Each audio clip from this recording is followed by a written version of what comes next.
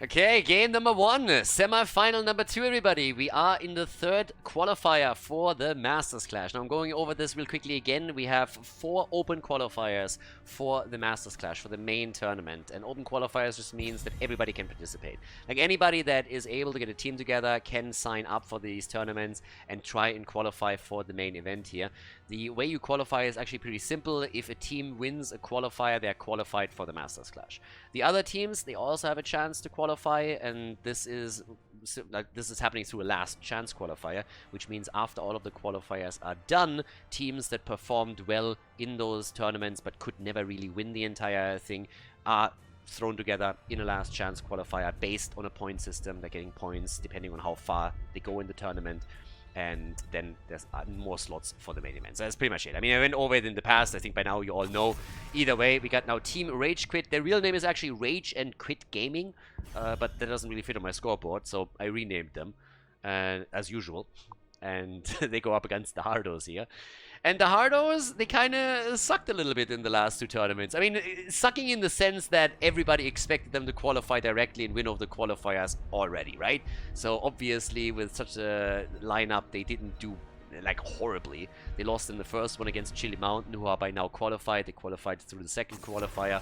And in the second qualifier, the Hardos actually lost in the semifinal to the Donuts, if I'm not mistaken, who they could now face off against in the grand final. So it's an interesting one. Again, if you missed any of the matches, you can check them out on my YouTube channel. All of the games are uploaded into a playlist there. So we got all of the qualifiers set up, and of course I'm also going to cast the rest here. But the Hardos, they really have a little bit of a reputation to uphold here. They have a lot of players that have a lot of HGC experience, and so far they are probably not too happy with how they performed. So today they want to make sure that they qualify for the Masters Clash. They don't want to go through the 4th qualifier. But as I explained in some of the previous matches, the Hardos the Donuts made it twice into the grand final. And they also haven't qualified yet. So there's 2 teams today that are very, very eager to finally beat this little curse and qualify for the Masters Clash so that they don't have to go through a 4th tournament or through even a 5th one if they can only make it in through the last chance qualifier. For map number 1, Infernal Shrines, we have a quick lock into Uther as Jojo has been banned out, so has Sonya. Stukov gets picked, and we got Diva as well. And yeah, for the Hardos, I mean, this is a map where we could see Nyx Carrigan. This is obviously also one of those series. I mean, let's be honest about what we're seeing here. This is the semi-final, the second one, but at the same time, the Hardos, they have a massive, massive advantage in terms of power level and experience, especially experience over Team Rage Quit. So let's not mince words here. The blue team, if they are able to really play up against the Hardos here, that would be fantastic for them. These guys aren't horrible or anything. They are a team that played in various tournaments in the past. They played in Division 1 of Heroes Lounge. These guys are masters, grandmasters, for what it's worth. I mean, again, Stormly doesn't matter for competitive play whatsoever. But when it comes to tournament experience, the Hardos, again, they're heaps and bounds ahead. So they are the clear favorite. The Hardos are the favorite here to make it to the grand final. But Team Rage Quit was able to upset some other teams already. Maybe they can pull it off here too, but that would be an insane story. So we'll see what they can pull off here today. For now, we have a ban on Brightwing, so they don't want to give that over to Yasuo. Uther is very likely going to be played as the main tank, so I don't think we're going to see him as a solo support for them. Kasa gets banned out. And let's see what the blue team is now starting to lock in here, because they still need to have a main tank, unless they want to play with them triple bruiser lineups, and they also of course need some damage. So far they have nothing here. Could see Leo in the side in an additional melee position if they wanted to go for that. We have Diablo as an option for main tank. There's Dibbles, and together with him comes Hanzo. So technically you could go now into a Diablo combo with Apocalypse and then the Hanzo arrow. Oh, other way around actually. Hanzo's arrow usually hits first and Diablo follows up. We got Malthael with Ana, which means that Nick is going to be boosted during that fight. So Hogger and Uther together with Malthael at the front, Tychus in the back, popping Odin again. Always a nice tool to have on Infernal Shrines. And our map is being set up as Dead Inside. The last player for Team Rage Quit is going to lock in his hero. We get a Genji! The Shimada brothers united, everybody! Okay, Infernal Shrines. Map number 1, let's get this started. Semifinal number 2, a best of 5 series at the 3rd Masters Clash qualifier. Let's go. Game number 1, let's get the party started. Team Rage Quit against the Hardos. We got Shiza Kid on Diablo, Danozovsky on Stukov, Limu on Hanzo, Warwick on Diva, and Dead Inside is playing Genji. I'm wondering at that point if the account name is in any way connected to him playing Genji. Very, very likely. I don't think that's a coincidence, honestly. Either way, the Hardos are locking this one in with Bad Benny on Uther. We got Nick on Malthael, Chris on Hogga, Hazu Ops on Taikes, and Yazu is playing Ana in game number 1. Okay, so let's see what Team Rage Quit can pull off here. We got already Nick riding the yellow snowflake. And Bad Benny gets bullied immediately. They're trying to go for the kill. I like it. Team Rage Quit gaming with some aggression. They nearly lose Diablo as a result. But here comes... Oh, no! How did he survive that? What? How many hit points did Bad Benny have? There must have been like nothing. Okay, there was no kill, but we're taking another look at this. Check this one out. Look at Bad Benny. Look at Uther. I mean, they really go for him, and he barely is kept alive twice. Now they're going for Diva down here. Not only Bad Benny comes through with the stun, but it seems like Warwick goes down. Yeah, that was actually a good one. First Bad Benny with the stun, then Yasuo with the sleep dart, and that allows Hazops to get the damage in to secure kill number 1 in the game. But crazy that Benny survived through all of it. Wow. Twice he was so low that I thought there's no chance that he makes it. But, well, he survives the slaughter, so we got the camp. Well, we got a little bit of momentum for them. Not a lot, but thanks to Diva being eliminated, they have an easy position on their own camp. Can now try to go for the camp at the bottom of the map. 1 minute into the game. All of those are, of course, spawning, and the blue team is now trying to get their own. So the rotational setup is already favoring the Hardos just a little bit, since we are seeing them in a position where they can now claim camp number 3. Or can they? Yeah, with Dibbles this low, I'm pretty sure they can. I don't think that Rage Quit Gaming is going to make a play for this one, considering how low their tank is. So, here comes the wall stun again. Yeah, they're trying to go for Nick, and at least they're attempting to be aggressive here. Top side is where Diva is pushing this out. The early level 4 is kicking in for the Hardos and allows them to get the extra talent. But of course, the blue team isn't far behind. We're still very, very early in the game. Dibbles is getting bullied here though. Oh my god. He's trying to turn it then and gets the wall stun out. And nice! Is he getting away? Neat play! Can they actually get the kill? No! Uther goes down. The counter kill. Ah, the double. Oh my god. What a fight setup. And Diablo. He's gonna fall. No freaking way. What is happening down here? Dead Inside comes in and gets a kill. So with the counter, 5 kills to 2. What the fuck is happening at the bot lane? That body block here, check this one out. Wow, what a start into the game. These guys are not afraid of brawling at all. I mean, it's 5 kills to 2 now, but still, that one was great. A lot of aggression there. Especially that choke point commitment and all the body blocking that went on there. Everybody is just baiting someone else. Fantastic. Now the level 7 talent is the biggest problem, because that means that the red team has an advantage over the objective. But they're trying to go for a kill against Nick, and here we go. No respect whatsoever. Rage Quit Gaming, they come in and they're showing 0 respect for the former HTC players. They're just brawling it out. I mean, think about it. They're just attacking. They just don't care. They're just sitting here and they're saying like, guys, we're here to play. We're not here to ask for an autograph. We're here to bully these guys around a little bit. And they are doing their best right now. We got with level 7 talents on both sides. Now an opportunity to fight for the shrine. And honestly, they are looking better and better on the objective. The blue team is all of a sudden ahead in the stacks. And this isn't bad at all. On a level 7 for Hogga, we've seen it previously, but there it is again, seeing red. And yeah, they're starting to make the play. 26 to 20, Nick is low, they gotta be careful. The explosion zones them out. And 34 to 23. Can they get the final stacks together? It's gonna get close here. Shizakid is still alive. They go for Chris, and Chris is dead. Chris is down. They want more. They get the Frozen Punisher. Here comes Stukov with a lurking arm, and they're trying to isolate Nick from the rest of the team. So far, the stun on the Punisher hasn't been procced. Diablo is diving in deep, maybe a little bit too deep. The jump gets procced, and they proc it over the wall, thankfully. But oh boy, what a play. I like it. Dibbles is down though. Nick came in for the kill, and they are diving after them. They ignore the Punisher, at least for now, trying to get a few more kills. Nick is moving in. But everybody gets out with the exception of Diablo, who sacrificed his soul for the team, quite literally. What a setup, what a start. 6 kills to 4, and Team Rage Quit is coming into this game, no respect whatsoever, and is doing their best. They're brawling it out whenever they see a chance to kill somebody. They have done a great job here.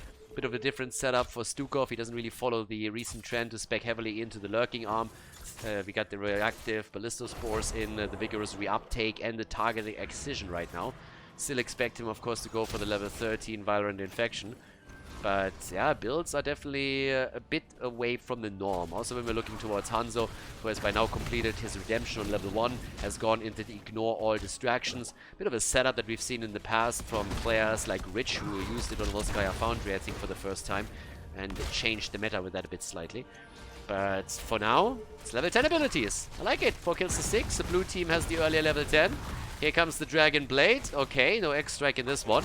And of course the combo that I highlighted during the draft. You can now see the Hanzo arrow straight into the Apocalypse if they hit the 2 of them. Bunny Hop is in, and we're going to see the nano boosted Dominant Souls, as expected.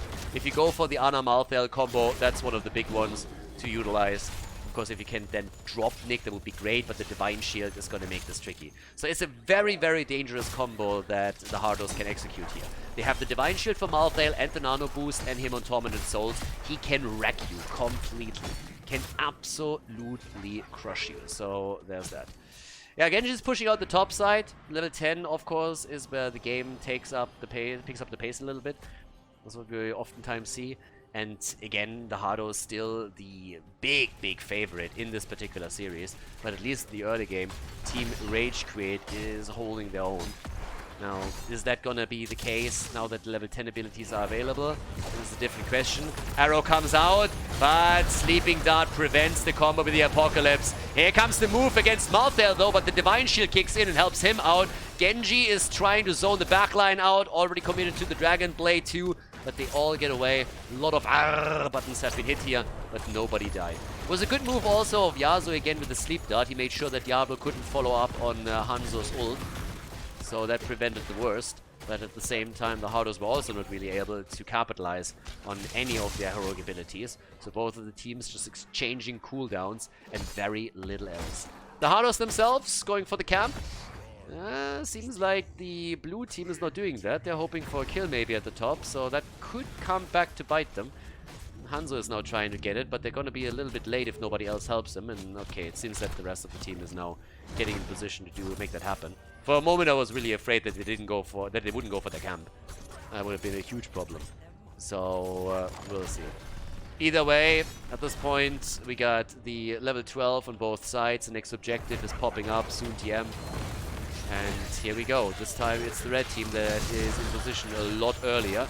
Genji is pushing out the bot lane a bit. They want to go for the level 13 talent. But yeah, Pogga is pogging it out. Genji is starting to come in, and they're falling behind heavily. Now that Odin is ready, I think this is going to be tricky to take for Rage Quit Gaming. Yeah, here it comes. Odin is moving in, now that they are 25 stacks, and that should secure the objective. I would be surprised if Team Rage Quit is making a move.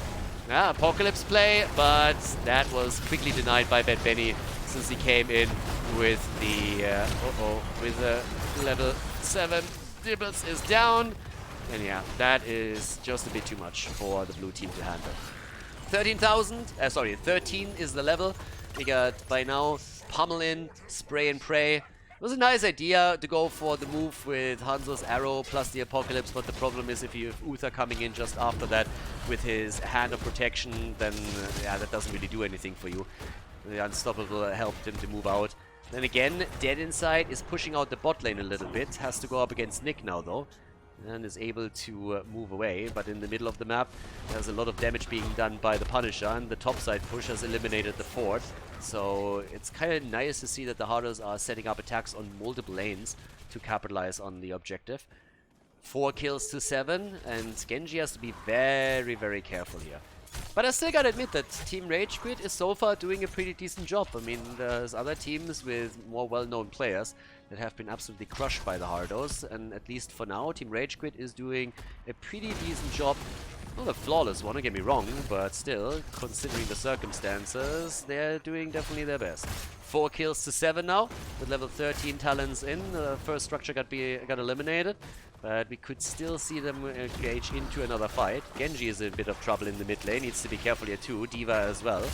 They're not rotating in for a kill here. Nick is also eating some damage at least. But of course there's Yasuo behind him and Bad Benny. They can both heal him up quite easily. Sustain is much, much better for the Hardos in this fight. And here comes the rotation as they're looking to see if they can maybe even grab a kill. Dibbles is once again fully stacked on his souls. That's good for the baseline. Yeah, and the camp is also about to be claimed on the right side again. So it has calmed down a bit. We've seen a lot of aggressive plays in the earlier stages of the game. Now that we're slowly but steadily reaching the mid-game, the players are a bit more careful about what they're doing here. And it's all about the next objective that will spawn at the bottom of the map, of course, too. With the top lane being assaulted this heavily earlier, this is a bit of an issue since Team Rage Quit is going to have some problems with those catapults. And that is a neat push timed around the camp that the Hardos are attempting to set up. Arrow hits 2, Apocalypse, and they can't get the hit, but they're nearly getting a kill against Malthael. He barely survives and gets fully healed up again. Oh my god, this could have been fantastic for Team Rage Quit. They set a good combo up, but it wasn't enough to get the kill in. Bad Benny reacted in time with the Divine Shield. If he had, oh my god, half a second later, not even half a second, and it would have been a kill against Nick. And they still get it, but of course with the delay, it's a 5 versus 4 regardless, since Diablo is back and they're trying to chase now. There's the stun against Genji immediately as he pops the ult. They're trying to go for a kill against either Bad Benny or Chris, but so far that hasn't worked out for them. But they're chasing them. Kill for kill, level 16 versus 16 in another second, but the fort has fallen. So despite the fact that Team Rage Quit is not afraid to engage into these fights, they're starting to lose ground on the map as they're losing more and more structures. But here we go, the 16 talent is ready. It gives us also Diablo's fantastic combo potential with domination that he can now use to pretty much one-shot somebody if he gets good angles. But the Shrine is activating in 12 seconds. Camps at the top have been ignored by both of the teams since they were busy fighting. And let's see what else they can do here. Yeah, for now, damage output also now that we're on level 16 for the two of them. 36,000 against 44k. Ults are soon going to be ready again. Diablo has to wait another 5 seconds until he has it up. And the arrow is going to come out pretty soon, I'd say. Nemo is already keeping himself in the back. Just waiting to set a Hanzo arrow up here for the rest of the team. And does he find the angle? He tries! But he does miss, and the Diablo combo still connects, but the Hand of Protection was there. Nice play from the Hardos, reacting perfectly to it, and getting another kill against Diablo. The Tormented Souls nano-boosted Malthael is doing work, and they're getting kill after kill set up quite nicely. Great play here by the Hardos. They were anticipating it, of course, this time, and they played really, really well around it. They get the Arcane Punisher, and they're going straight up for the camps again as they push through the bot lane right now. 4 kills against the blue team. It was just a little bit too telegraphed what they were doing here. And since all of the arrow just didn't connect, everybody dodged the Hardos. Were in a great spot to turn the fight around against them. And of course Malthael, with all that support from the Divine Shield Uther and also the nano boost from Ana, can murder once that the stuns are out. So the bottom fort falls. In the mid lane they open it up. 13 kills to 5 now, 18 to 16 on the levels, and they are starting to make the plays in the middle. The Punisher is still at 70% HP, so that's another one.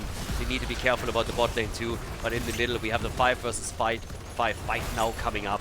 but that keep is down to 50% HP already, and the Arcane Punisher is still doing work down here. Here comes Nick again with the engage. Divine Shield isn't ready yet. Nick is down. He went a bit too deep, and the defense is holding. They go for Bad Benny. They get the kill, and they want more. They go for Hazu, and Tychus is going to drop 2. They get the kills. There it is. Nicely done. So they get 3 kills, and now they can defend the bottom of the map. Nick was the first one to fall, then they followed up with a kill against Uther, and they chased Hazu down to make it a triple. Bot lane keep is secured. They're not losing this one either. But of course, as I said before, they're losing ground on the map by the minute. But again, they're doing kind of well. I am honestly, I gotta say, shout out to Team Rage Quit, considering the big gap in experience that we have between the two teams. They are doing pretty decent here. Now, is this going to continue? It's a different question. They're trying to be aggressive now to at least take a few of the forts down, and they're doing well, but it's level 20. That should be a concern for them. The Hardos are going to lock in the Storm Talent very soon, and of course, with one single team fight victory, the Hardos can pretty much lock in 2 keeps. The one in the middle is incredibly low, the one at the bottom of the map also. They provide vision here with Hanzo on the fountain, so they need move to destroy the fountain in the middle, which is going to be important later on, since the next objective is going to be on the mid lane. And yeah, here we go. 8 kills to 13. 20 is now ready. Tormented Souls gets upgraded into the Reaper of Souls. And at the same time, we now get the Anger Management. Yeah, it's also kind of cool to see that we don't have the no one can stop death over here. It's always kind of neat. The talent just gets boring after a while. As good as it is and as impactful as it is, just gets boring after a while. Yeah, they want the keep and they're gonna get the keep. They can easily come in, take that down, bam, eliminated. Was no reason to not get it, as you have the level 20 advantage. And of course, Team Rage Quit, they did the right thing, not engaging into a battle trying to defend it without a Storm Talent. But now that the next objective is going to come up soon, they at least have their own 20. Dragon Becomes Me is ready. Hellgate should now be locked in by Diablo, unless he goes off meta a little bit with the pick. Uther has also not made a choice yet. So Uther, yeah, there's the Hellgate. Uther hasn't committed to anything yet either. There's the arrow, and again the stun against Diablo to prevent the apocalypse. They're still setting it up. Nick is nano boosted, jumps in, and that's way too much damage. There he's murdering. That choke point is not doing well for the blue team. They're getting crushed over here. They lose 3 immediately. Diablo is trying to make it out somehow. He gets some extra damage in, but of course that's the end of him too. And this might be the end of the game. A little bit of a chase happening here, but look at that fight. That was just way too much aggression for Team Rage Quit to handle. The nano-boosted Malthael was so powerful there. 17 kills to 8. Malthael is at 87,000 damage, as you can see. Hanzo has 53k. They go for the keep in the middle, and now it's time for Team Rage Quit to hit the surrender button. Oh, wait. Yeah, they're not going to make it here. This is going to be the end of it. With a big red button and everything else, that's going to be game number 1 in the hands of the Hardos. The defense here would be more than a miracle. They don't have anybody left. Dibbles is about to die too. Shield is already gone. And with 2 keeps eliminated and everybody just barreling down on the core, this is going to be the first victory for the Hardos in the semifinal. They take the lead, they take the advantage over Rage and Quit Gaming on Infernal Shrines. Or do they? Can they defend? A little bit of bunny hop action in the back. 27. Yeah, no, this is going to be the end of it. Hazo dies, but of course, this is it. Nicely done, the Hardos with the advantage in the best of 5 series here at the semi-final of the 3rd Masters Clash qualifier. Before we head into game number 2, make sure that you subscribe to the channel if you haven't done it yet, so you don't miss out on any future content here on Khaldor TV.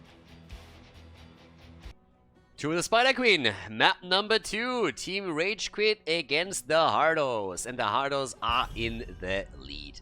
Now, again, Hardos, they are the favorite here, but I still want to give a bit of a shout out to Team Rage Quit. If they can play all 3 maps roughly on eye level with the Hardos, that would already be an accomplishment in and of itself.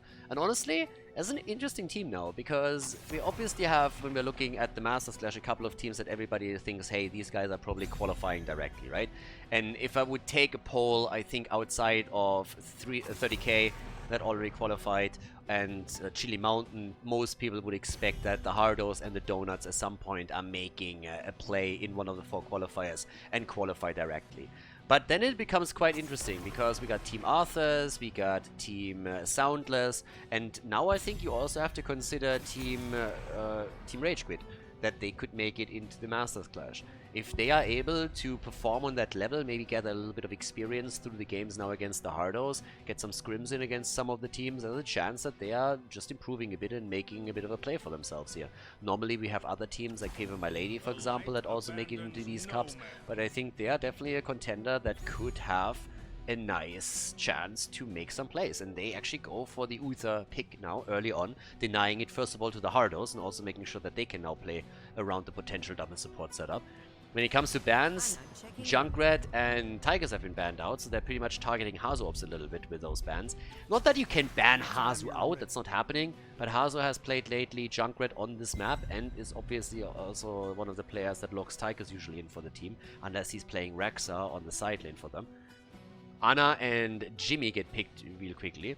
But I feel like a lot of this is about experience, and Rage and Quit Gaming, they could against other teams definitely make a bit of a showing here. They made it into the semis, again, 3rd qualifier, and I gotta admit, I don't know how they performed in qualifier number 1 and qualifier number 2.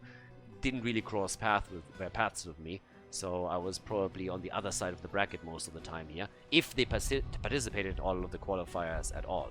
So there's that. But again, either way, we got Sonya and Stukov now locked in, so indeed the double support. There we have it. And there's the Maiev ban. Okay, Maiev ban against them with the double support and Stukov's lurking arm. You don't want to go up against it. Then again, when you're talking about Chris, Bad Benny and Hazu, you gotta really pick your poison on what you ban out. I think that there's a good chance that Hazu is going to pick Rexa again on this one. Always assuming that Nick sticks with Jimmy, which he usually does. They banned Deathwing out though, another good one, another good pick on the side lane, and oftentimes banned against the Hardos. The good thing about the 2-day tournament is, of course, the teams that make it into the second day, into the semis, they can do a little bit of research and look at the games that have been played on day number 1 by their opponents, and theoretically you can look at the games in the previous tournament so that you can prepare a little bit, look at the maps and think about, okay, what do they like to draft here, what do they usually take. Bad Benny going into that variant setup again, and we get Chris and Leoric, so that gives us another one where you can play around the taunt all day long. Now Stukov can try to shut that down a little bit, and we still need a bit more of a punch here from something that Hazu could lock in for them. But yeah, so the last 2 picks are coming through now for Team Rage Quit. And what are they gonna take? They need a bit more damage, and yeah, frontline would also be kind of nice. There's Zul and Tracer. Alright, they're spicing it up. That's some confidence over here. Tracer against the Hardos, and they have a Zul-Sonya combination at the front. Okay, now we're going. I like that. That's a neat setup here for them. That's a lot of responsibility on the shoulders of Limu now. Our Tracer player has to step it up heavily. I mean, so does Warwick, I suppose, with the Sonya. But still, that's a lot of responsibility for the damage dealer. Last pick, there's Urel, triple frontline. Jimmy, the only damage dealer. Ladies, let's make it happen. Game number 2. The Hardos are in the lead, and we're heading into Tomb of the Spider Queen for a second game of the semi-final at the Masters Clash Qualifier number 3. Game number 2 kicks off with a draft that uses Tracer against Varian. Quite the confidence the Team Rage Quit has that their Tracer player can play around the taunt.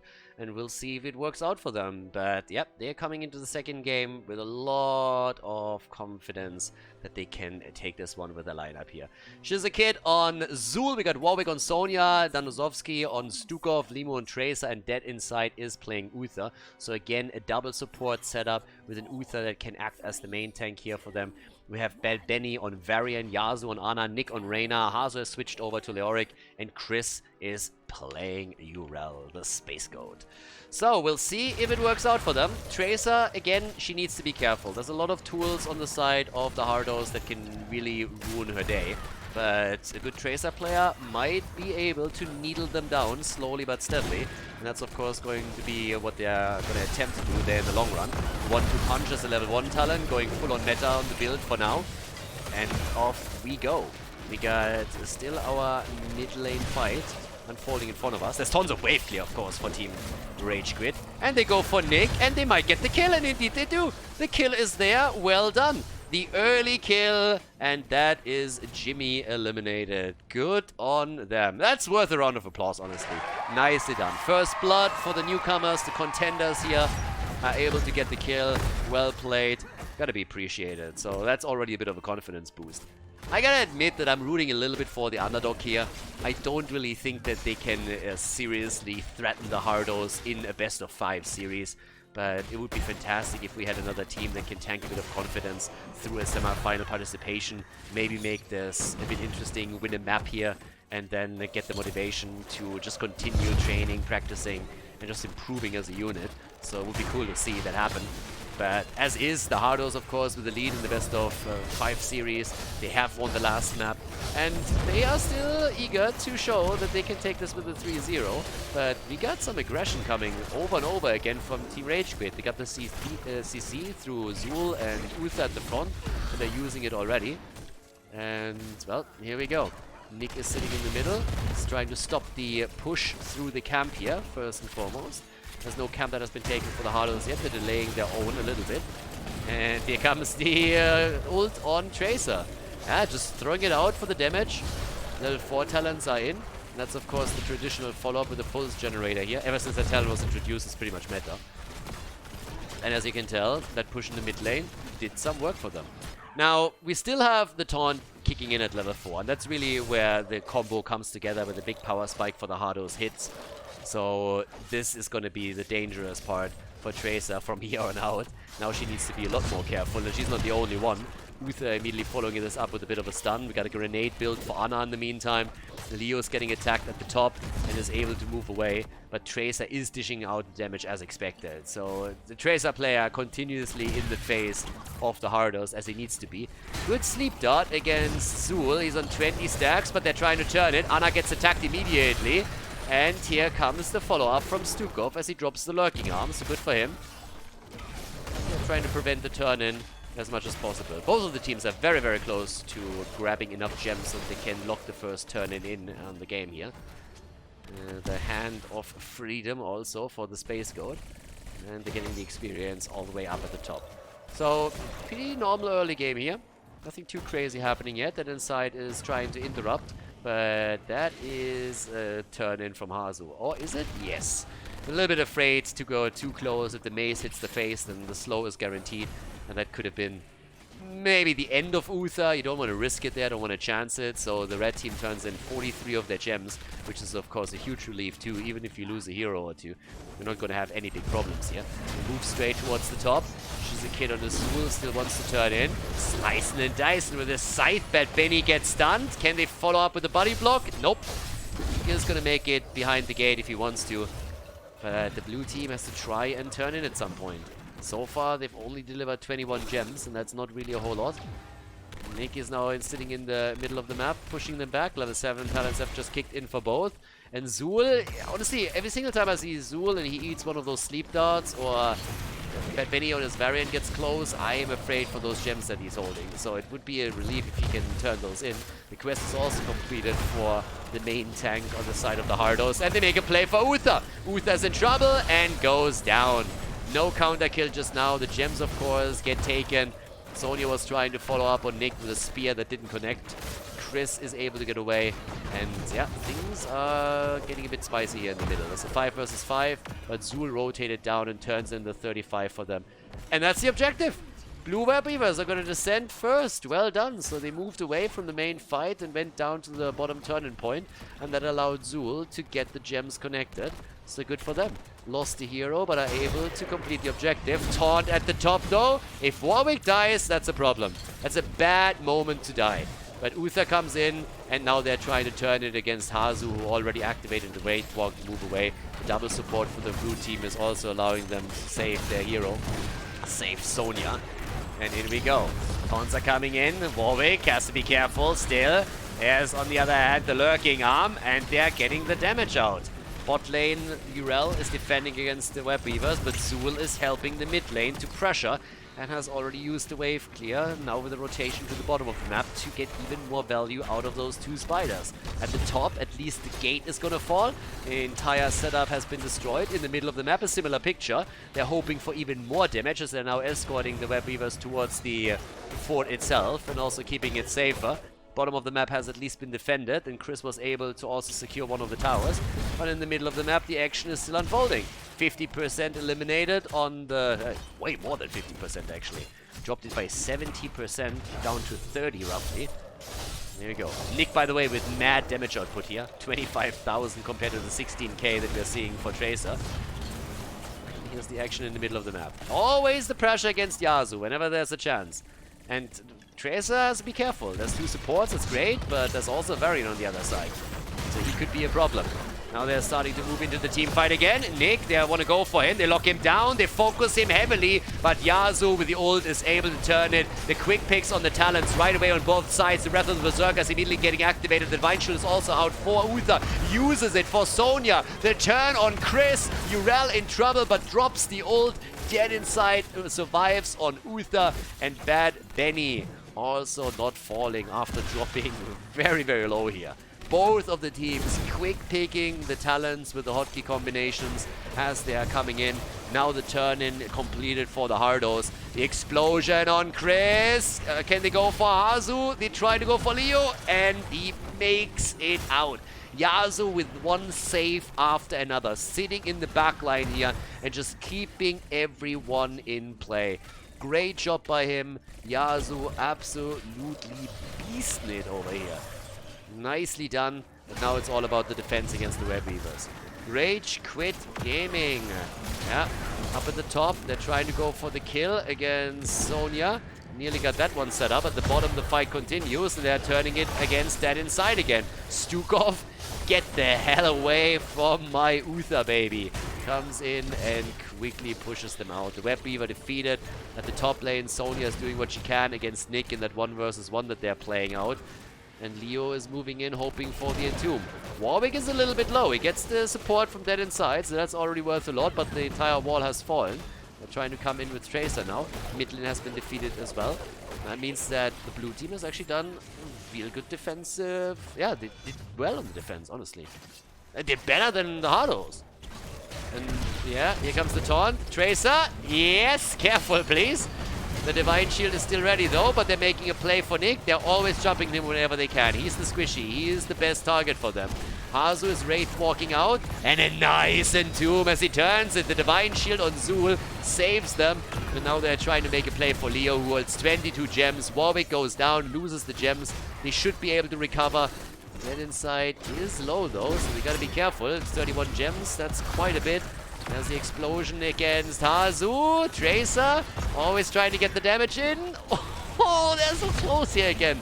The taunt is ready. Chris is isolating Zul. He gets the heals over the wall and is able to make it out. 2 kills to 1. Nice plays here.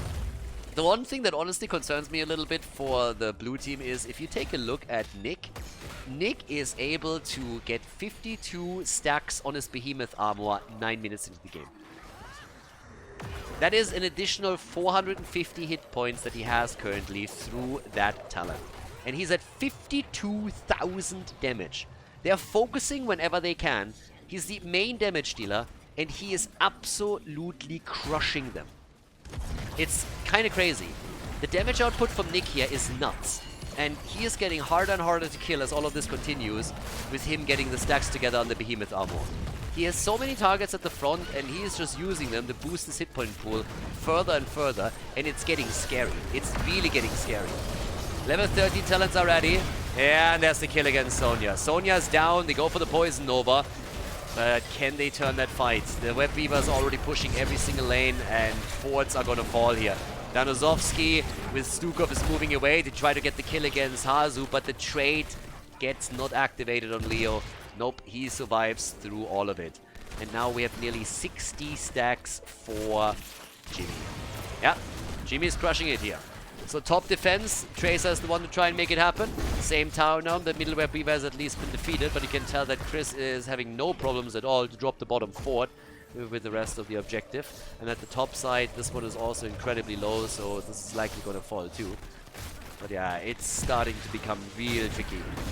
Jimmy has been a priority target from the beginning of the game, and Nick now, with the endless stacks that he's getting, his hit point pool is increasing hard, and it will be trouble to take him down. Yeah, he's at 500 extra hit points in total now, thanks to the talent. I mean, it's kind of nuts, honestly. Like, this is really, really strong here. At this point, they go for Warwick, they get the kill on Sonya. This could spiral out of control quickly. It's 4 kills against 1 now, and they are absolutely on the roll. The Hardos come in with a kill against Stukov. Once again, it is Yasu who makes the play here, and they eliminate fort after fort. The Hardos, they gain the momentum that they need now. They come in and start to take the kills, start to take the forts, push them back, they take the control of the map, and they're getting closer to a level 16 talent that would give them, of course, even more map control. They steal the opponent's camp away on top of it too. Hardos pushing the top lane out, and they got enough gems for another turn-in. Now, Rage and Quit Gaming, they have 87 gems, 91 gems by now themselves, so they could turn in, but they cannot move into the middle of the map and complete the turn-in. So that's a mad problem now. Because if we have Hazu and his boys completing another Webweaver wave, that would likely mean that the first fort or first keep could fall. So it's difficult. And if you of course can get a couple of kills, for example one against Zul who holds 42 gems right now, that's the ticket back into the game for Team Rage Quit. So you could definitely deny that to them, if you get that kill. Yeah, they zone them out with the Entomb. I like that. That was a neat move. It allows them to get the Siege Giants. The entire rotation of Team Rage Quit down to the bottom of the map was designed to try and force the fight there before level 16. And Hazu just simply put a stop to it and said, nope, not happening. Nope. Comes in, drops the Entomb, blocks their path. It wasn't supposed to catch anybody. It was just making sure that they couldn't force the fight at the bottom. And now they have level 16 with the Webweaver wave. So really, really cool move here. And yeah, that is going to be a tough one to control. 68,000 damage from Nick. 68,000. And they are murdering that lane in the middle. The top lane has lost the fort, of course. I mean, that was a given. At the bottom of the map, we still have Urel going up against Zul, and she's also escorting the Webweavers through. But as I said, they want to go for keep here. So they're coming in quite easily, trying to murder those keeps. The walls are already opening up. Sonya is busy at the top defending against the Webweavers. And they're taking the kill on Uther as the Entomb this time hits for real. In they go. The 16 talent advantage is just massive. The first keep has been eliminated. There's the taunt. No, this is exactly what I talked about. 45 gems down the drain. They won't be able to hold them. Limo actually recovered quite a few of them. Not all, but he was able to hold onto a couple. But he himself, yeah, he zips away. Nick was actually chasing hard here. Hazu was hoping to control them at the bottom. There's a quick move. The keep has not been destroyed yet. 76 stacks now for Jimmy. His hit points are out of this world now. That talent stacking is crazy. Absolutely crazy. Have fun trying to kill Nick from here on out. It's gonna require a huge commitment. They're going for Nick and he's absolutely not impressed. Not impressed in the slightest. 7 kills to 1. Here comes the kill potentially against Warwick. They're trying to lock Sonya down and the Entomb makes it possible. 2 keeps have now fallen. They take Uther down and they are just cleaning house. Bad Benny, he's low, so is Nick, but Yasu, he's keeping everybody alive. 80 stacks for Nick, 80. He's sitting at 600 extra hit points and they're crushing everyone. Zul is down, so is Stukov. The ult gets activated as Tracer comes in for a potential kill. 5-man team wipe as the Hardos are about to claim victory in game number 2 against Team Rage Quit. 90,000 damage for Nick, nicely done. Another great performance here with 12 kills to 1. Team Rage Quit looked good until the mid-game, and then the Hardos used the momentum and claimed a straightforward victory on Tomb of the Spider Queen. Nicely done.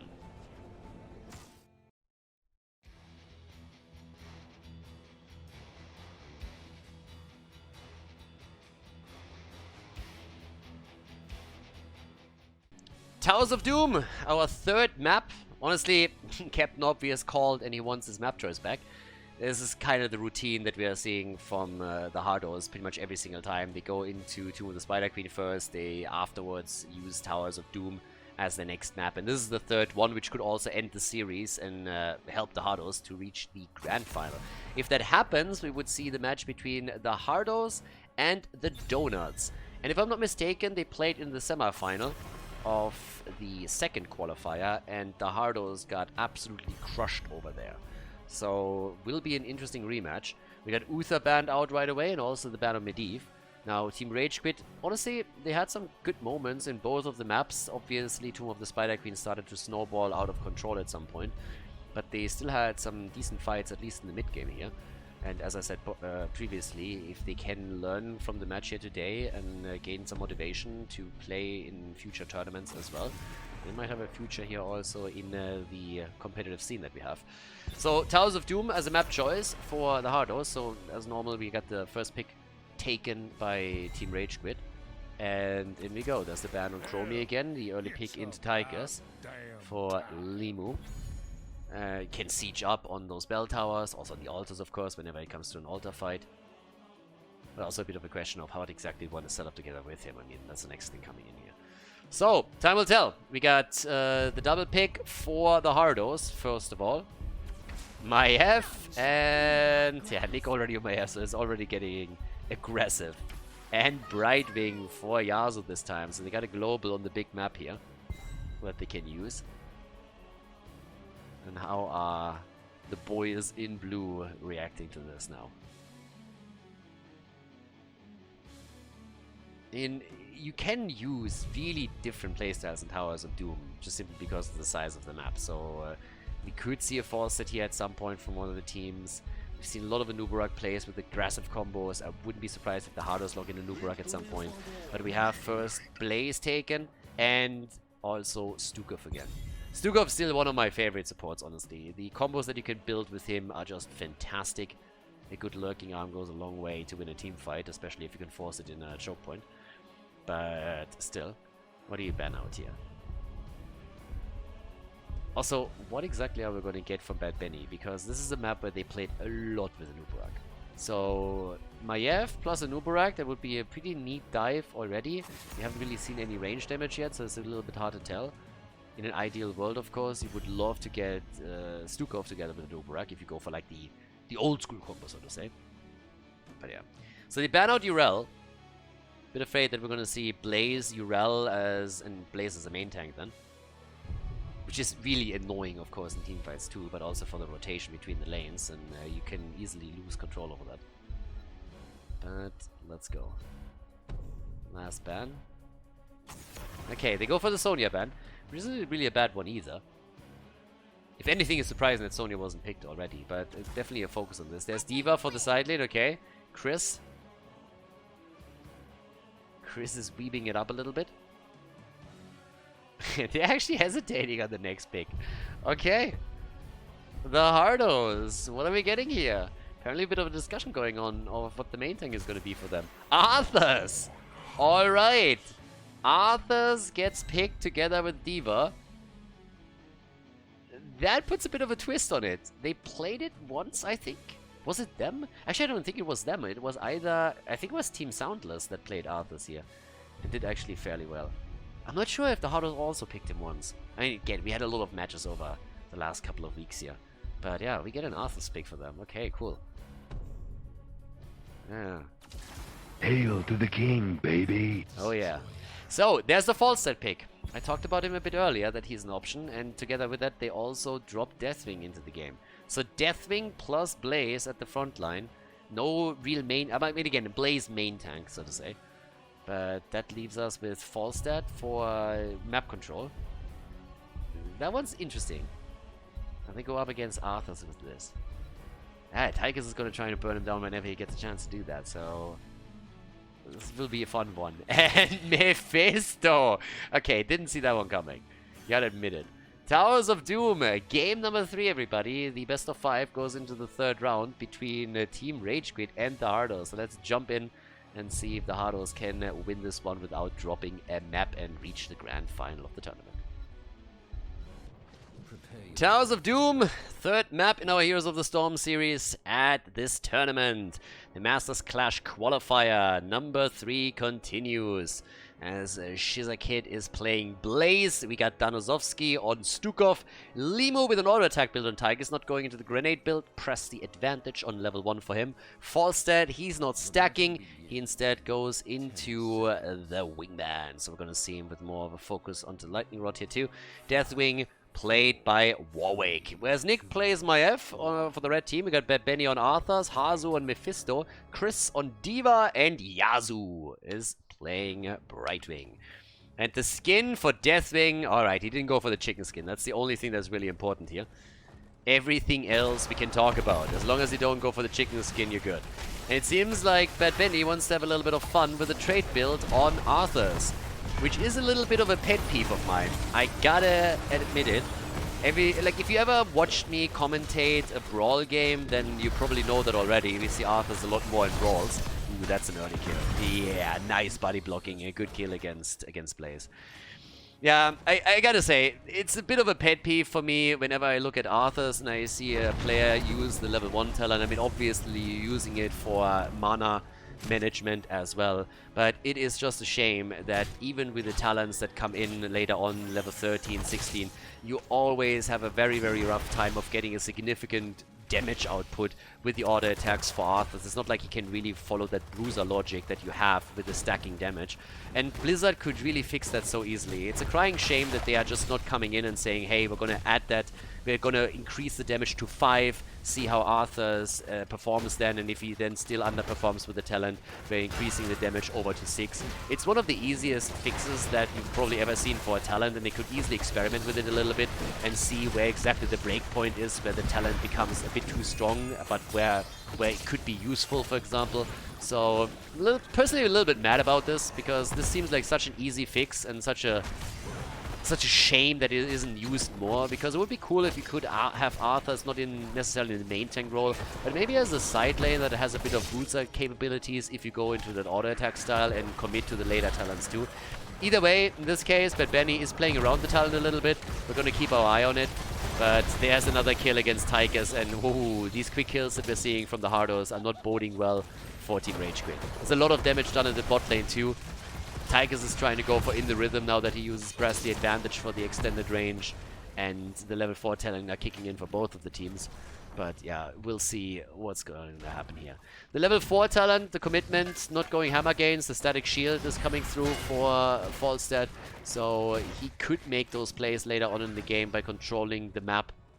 Trying to just simply use the global to have maybe some extra pressure against bell towers. Come in late, control experience a bit better for him. Stuff like this, but yeah, we'll see. At this point, we got Falstad already in the middle, using that global maybe a little bit too early here. And Arthas is also wrapping around, as it seems, down to the bottom of the map. So we'll actually see what we can pull off here. Yeah, 6 stacks so far. I want to see if he commits to the later talents. That would be kind of neat if he would actually do that. But either way, now we got that inside already at the top left. He goes for the channel. Very likely we're going to see the fight here down at the bottom. I would be very much so shocked if the top right would not end up in the hands of the Hardos. The position of that altar is just way too good.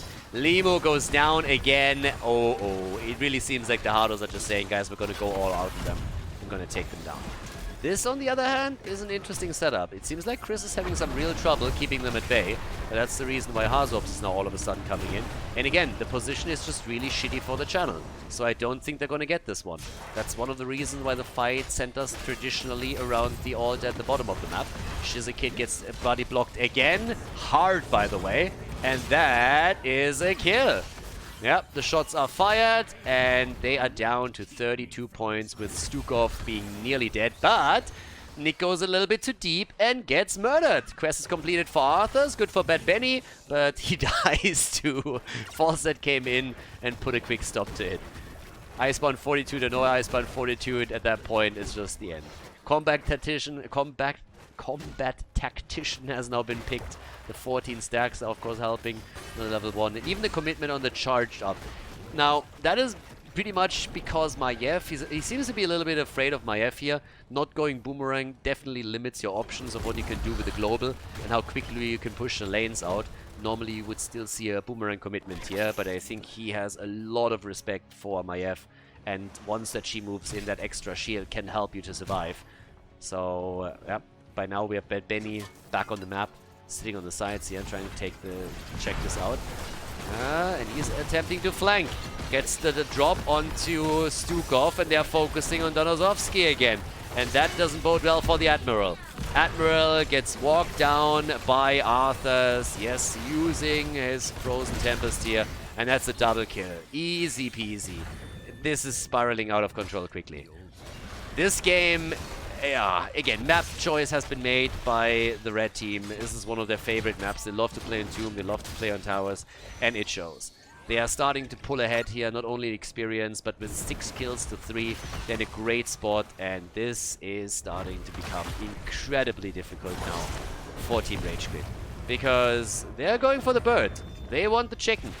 Yeah, Howling Blast connects, but they don't want to dive the towers here. But the level 10 abilities are ready, and they're seemingly fighting over this one on the left. Yeah, they try to go for Nick again. Careful. Here's the commitment. Mephisto has already channeled the right side, so it's going to be an even exchange at least. But there's level 10 abilities against no level 10 abilities. You can't chase that shit. You need to stay a little bit farther behind and hope that you grab your level 10, because heroics are just the big difference here. Howling Blast connects once again.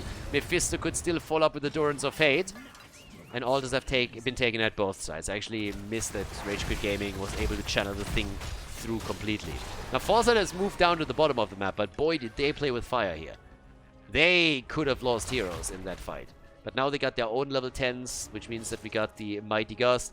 Traditional setup, no surprises. Got the bunker drop in. And, of course, over here talking about the bunker drop, yeah, Blaze has to drop it already and might still not be able to escape and doesn't. Mephisto gets the kill connected, 7 kills to 3, and they're pushing even further. They're controlling this very heavily. Fallset goes down at the bottom of the map. All over this map, we now have kills coming in for the Hardos. They are crushing, absolutely crushing, dominating here. It doesn't really show in points on the core yet. We got 18,000 damage for Maiev and 18,000 damage also for Tychus. But, yeah, we definitely have a pretty sick setup here for the Hardos. A very aggressive game where they are just engaging with Maiev, where they're engaging with D.Va, pushing heroes into Arthurs, who then uses his aura to simply move one target after another off the map here. We have him with 16,000 damage right now himself. D.Va sitting at 12,000. Another engage. These Howling Blasts are just hitting home. And now it's a double altar on the map with half a level missing for level 13 talents for the Hardos. And they're already locking in the channel at the bottom of the map. Nobody's interrupting here. The fight centers around the top. So another advantage for the Hardos, as is already. Here comes at least Odin, as the blue team is trying to force them back. Deathwing is flying in. Big shove coming in from Dadozovsky. Maiev way back and escapes at this point. But still, the fight continues in the 5 versus 4. And Maiev is making her way back. Bit of an assist from Yasuo here as well to top the 8-point pool back up. Good engage from Blaze. That could be the stun. Do they get the kill against Nick? It doesn't seem to be the case. Molten Flame has been used by Deathwing. But here comes the ult from Azu, and they lock down Tychus once more. They go for the birdie. Nearly get a kill against him too. Deathwing is also low. Nick doesn't have a lot of HP, but is still able to escape. Or is he now? They might get the kill here. The problem is that Deathwing is already dead. Nick escapes. Big shove straight into the tower range. Bad Benny still alive. The question is for how long, because he shouldn't be able to make it out here. They try to lock him in, and Brightwing comes through, helping him to survive that ordeal. Danozovsky is ready. They're still trying to get the lock. They don't have the 13 yet for the violent reaction, but they missed it anyways. 13 is in. The channel on the altar is through. They're making the play. What a fight! Damn! And the blue team just doesn't give up, and they get the kill against Arthurs. Finally, nice. Hardos could get murdered, and they get it. They lose the 2 altars, but they get the kills. Falset has fallen as well. It's getting crazy over here. Oh, the same shit that happened in the first game. Fight after fight after fight. The 13 commitment into that's the stuff even.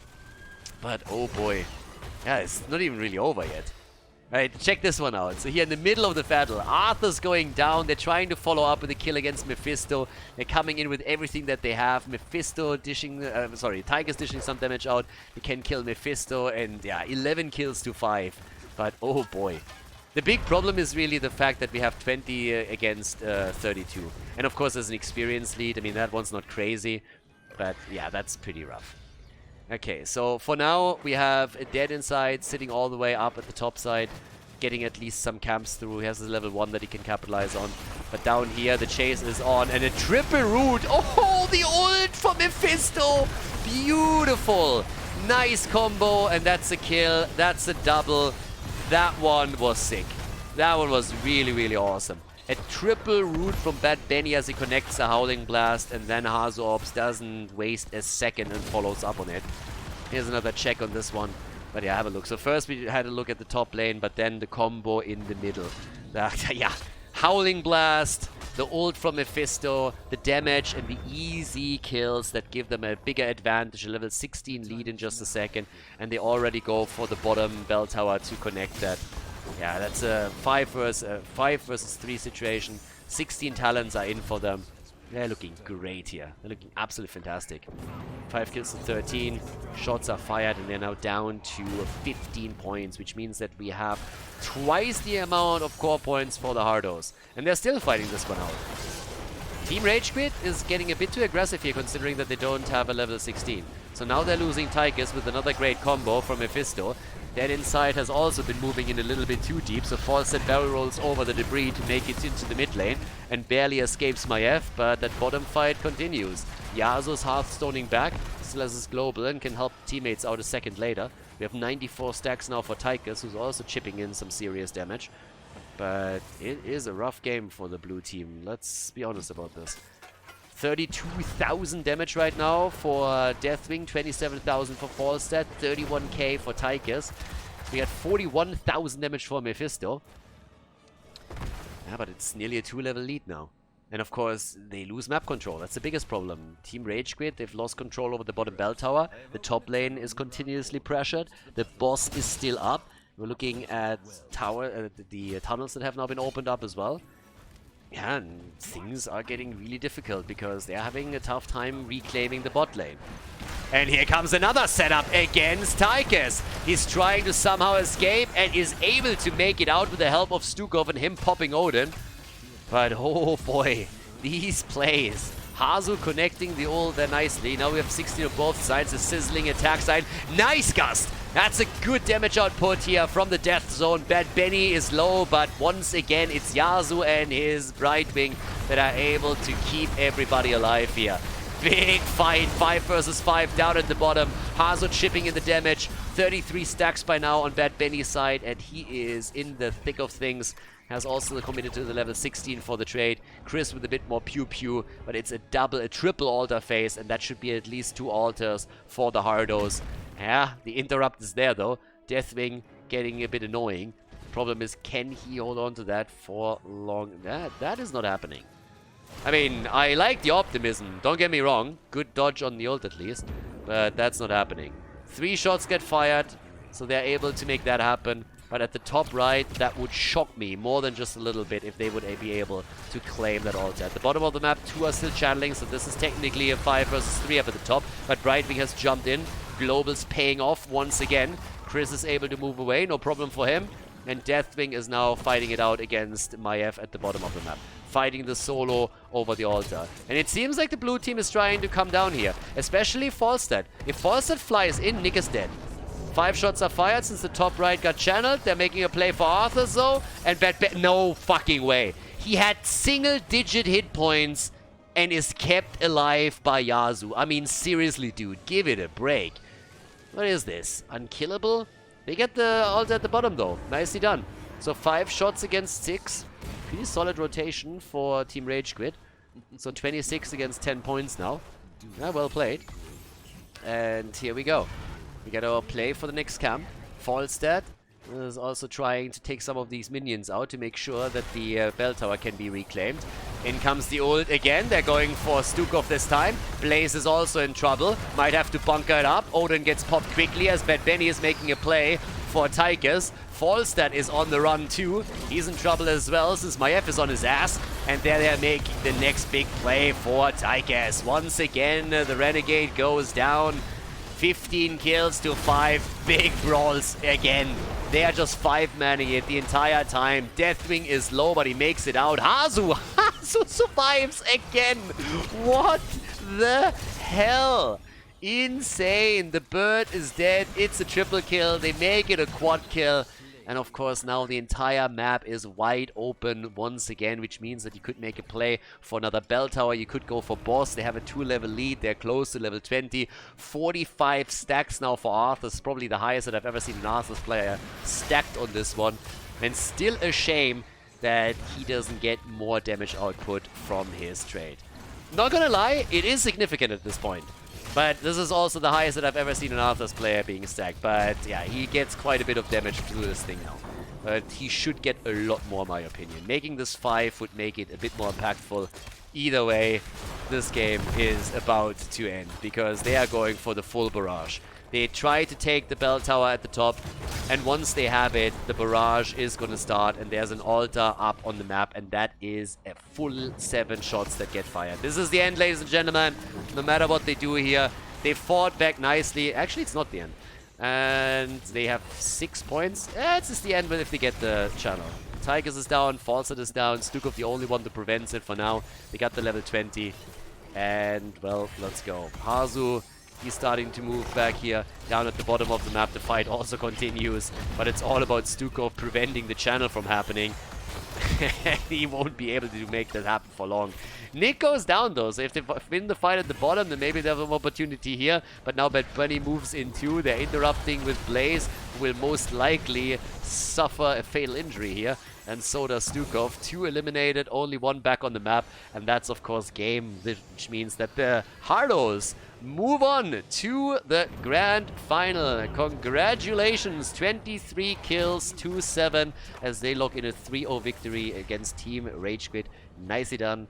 We'll see the Hardos against the Donuts.